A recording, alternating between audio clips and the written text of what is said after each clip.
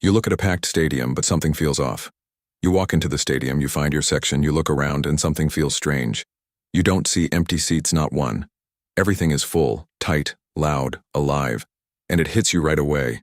Because a full stadium doesn't just look better. It feels more important, more intense, more desirable, like just being there puts you inside something bigger. The sound hits differently, the energy rises, every play feels heavier. The cameras love it, brands love it, and the crowd does too.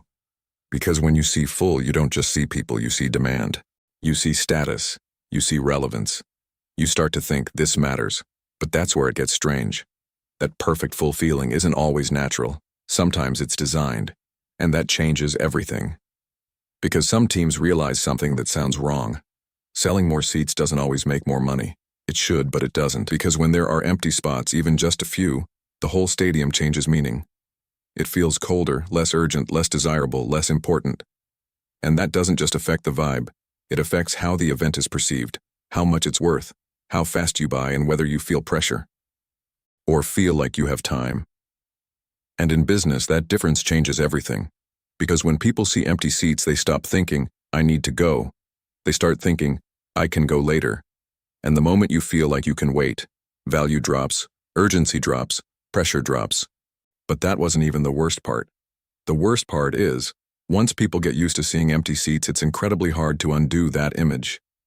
So some teams do something that feels backwards. They slightly reduce the available capacity. They close off certain sections, they block some seats, not too many. Just enough. And then something happens. Tickets sell out faster, sellouts happen more often.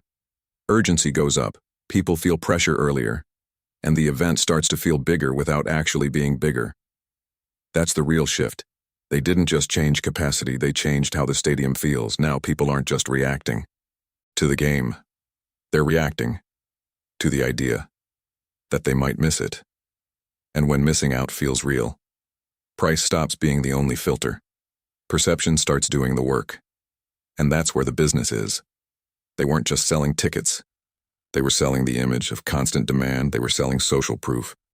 They were selling visible status. They turned full into part of the product, and once that works, the stadium stops being a place.